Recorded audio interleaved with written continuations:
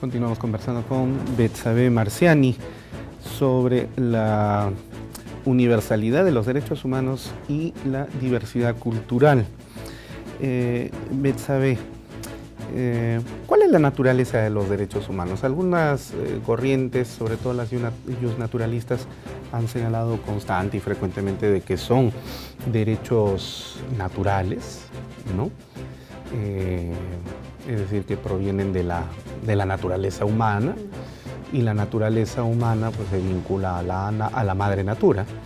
Por lo tanto, entonces, estos tienen un carácter justamente universales.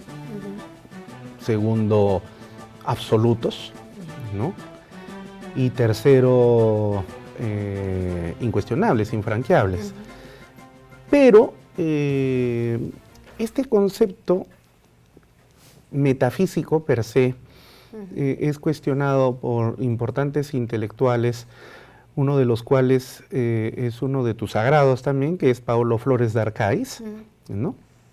Que señala con toda claridad y dice, entre otros varios intelectuales, ¿no? Para citar uno, los derechos humanos no podrían ser naturales, pues en absoluto, por una sencilla razón. Digamos, por ejemplo, natural es la ley de la gravedad. Este hecho de que si yo dejo de sostener este objeto, este cae, bueno, no cae, sino que es atraído hacia el centro de gravedad, ese es un hecho natural. Y lloremos o pataleemos o nos alegremos, celebremos o no, esto va a suceder contigo o conmigo siempre, ¿no es cierto? Por lo tanto, entonces no podría haber pues un movimiento social que salga a las calles a gritar ni un menos kilopondio de fuerza de gravedad, por ejemplo, ¿no es cierto? Porque, reitero, contigo, sin mí, con la humanidad o sin ella, esto va a seguir sucediendo porque es un hecho de la naturaleza. No hay que defenderlo, no hay que aplaudirlo, ni siquiera hay que decir es bonito ni feo porque no tiene estética, no tiene nada. Es simplemente un hecho de la naturaleza. Pero los derechos humanos no son así. No son así. Y tan no naturales son que justamente eso nos obliga y nos llama a defenderlos.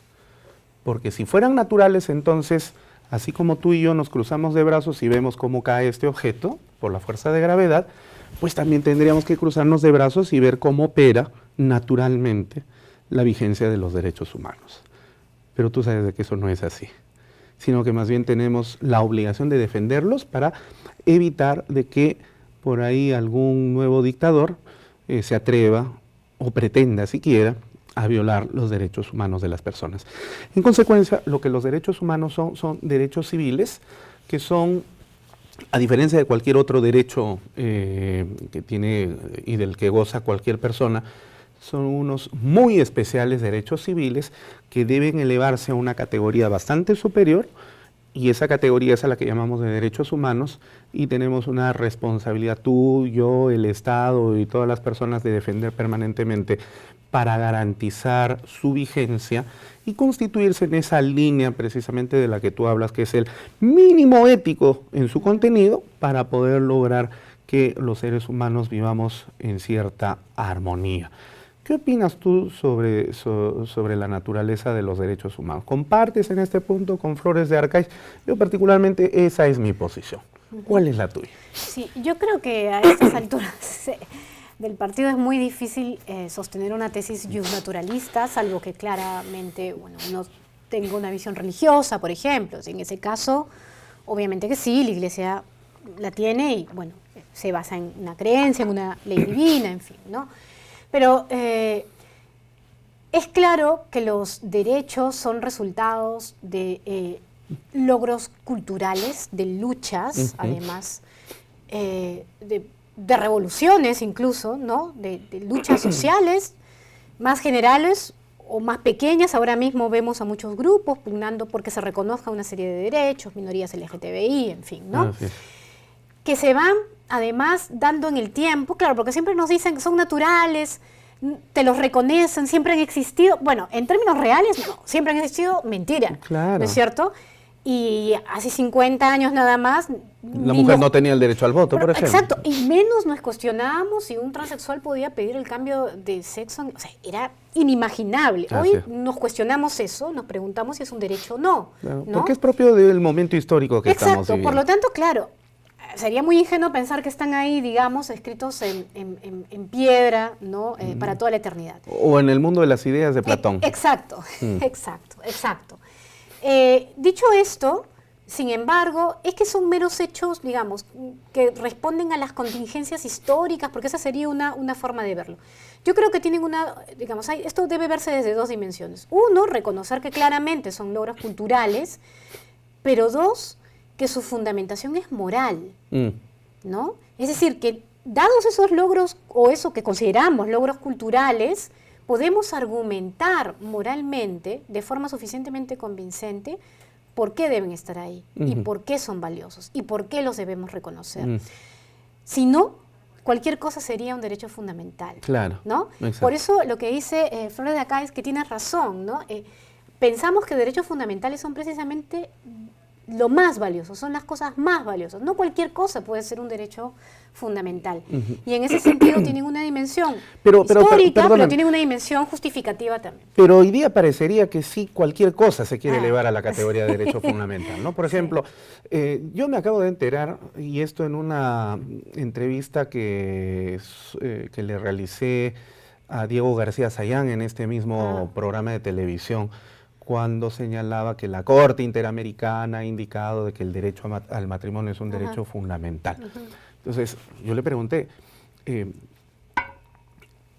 matrimonio es un derecho fundamental? Y me dijo que sí.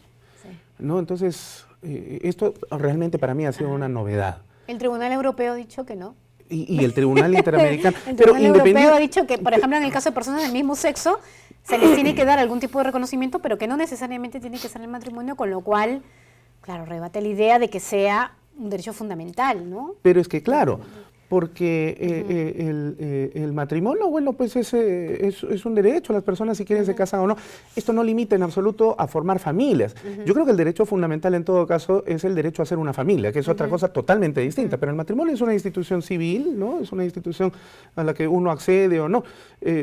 Uno se casa, se descasa o se une simple y llanamente y punto. Pero bueno, pues lo que pasa es que a veces tenemos demasiado, no sé cómo te diría, demasiada fe por la ortodoxia de la Corte Interamericana de Derechos Humanos, que parecería que últimamente ya no dicta sentencias, sino autos de fe. Y entonces hay que encumbrarlas y decir, Magister Dixi, punto, se acabó la discusión. Lo que pasa es que es lo que te digo, en esta doble dimensión que yo veo un poco en los derechos, tiene una dimensión justificativa, la tienes que justificar, pero sin duda son el producto de luchas históricas, sí, claro. Son el producto de luchas de minorías, eso es, de grupos, ¿no es cierto? Las mujeres antes no tenían el derecho al voto, tú mismo lo dices, ni a la igualdad, Claro. ¿no? Las personas afroamericanas, afroperuanas, en fin, personas de raza negra tampoco tenían derechos, en fin, y van siendo producto de luchas. Entonces también hay que entenderlos un poco en ese sentido, ¿no? Cuánto de reivindicación, de lucha por la reivindicación o por el reconocimiento hay ahí, y en la otra dimensión es claro, pero cuánto de eso puede justificar, ¿no? Que es un poco lo que tú dices. No podemos justificar que esto, que hoy en día puede considerarse un derecho fundamental, ciertamente además va cambiando, ¿no? Va cambiando también en función de cómo cambiamos como sociedad también. Pero lo interesante en el caso del matrimonio es que, claro, es curioso que ahora hablemos de lo fundamental que es cuando cada vez menos gente se casa. Así es. ¿No? Es curioso, ¿no? Sí, parece que remarían contracorriente. Y una cosa que te quería preguntar en este plano, sí, los derechos humanos son el reflejo del espacio y tiempo histórico que se vive. Esto parece un cliché allista, pero en realidad es así, pues, ¿no? Entonces, tan soso puede ser el momento histórico que estamos viviendo, que reclama la conversión del derecho al matrimonio como un derecho fundamental.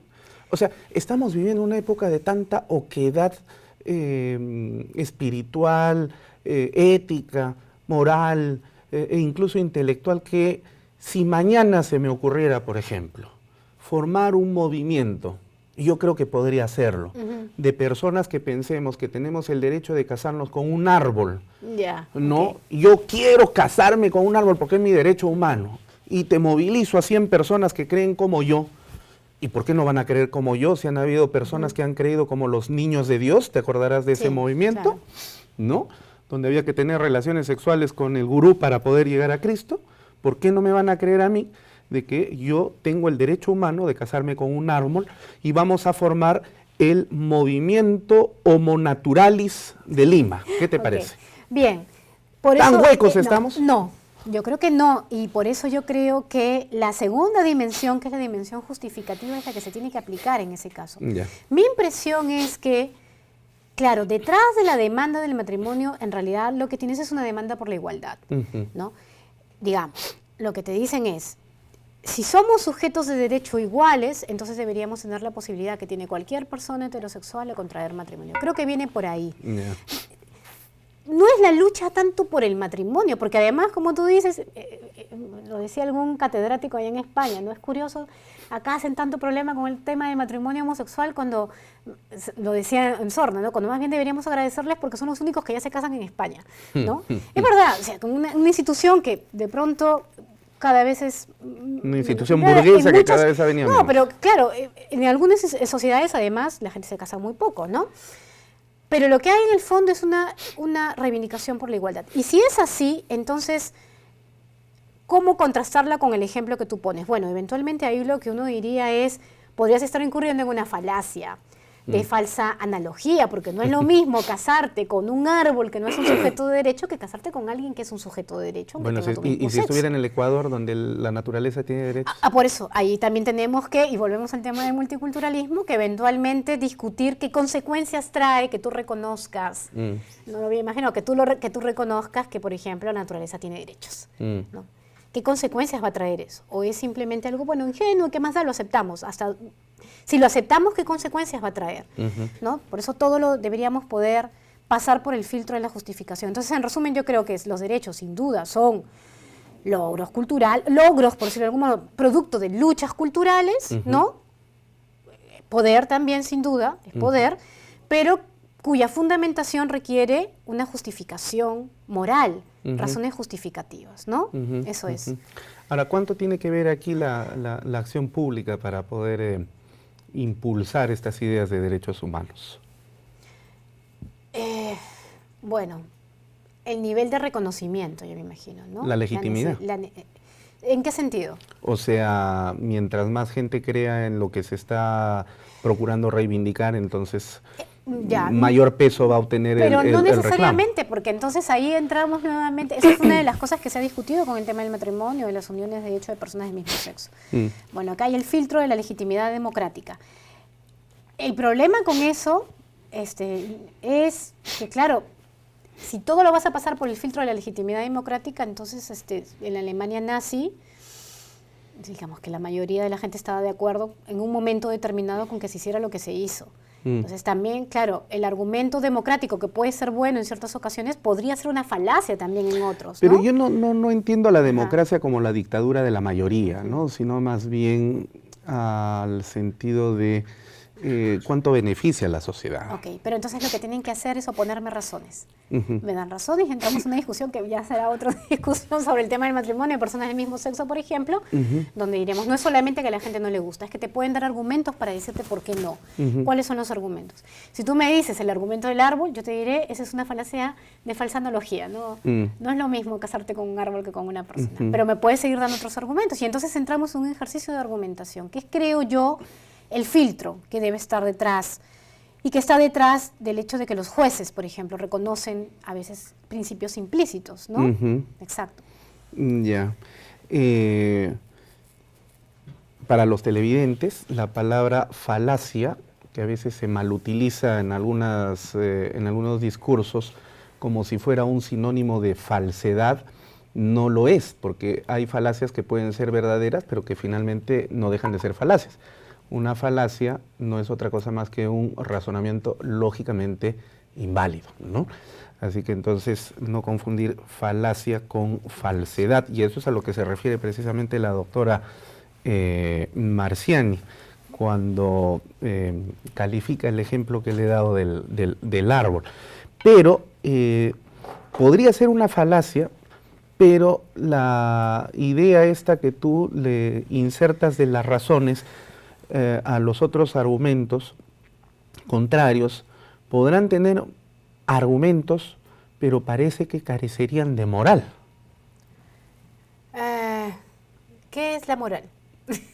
Y entramos en esa Bueno, discusión. entonces vamos a entrar en una discusión relativista. No, yo creo que justamente la moral es el ejercicio de la razón práctica de poder dar razones, ¿no es cierto? Eso es. Y finalmente lo que pesará será la fuerza de las razones, ¿no?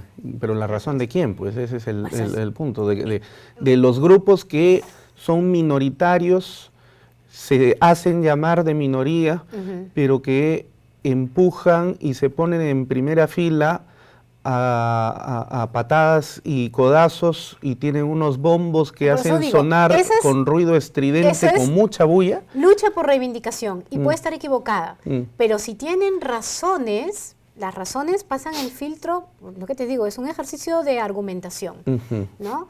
Y entonces uno entra a argumentar y el otro a contraargumentar y me puedes dar argumentos en contra y si yo te los puedo rebatir, ¿qué más da si soy mayoría o minoría? Lo importante es la fuerza de los argumentos. Eso es. Ok. Bien, vamos a hacer la última pausa entonces en el programa y regresamos con referente jurídico. No se vayan.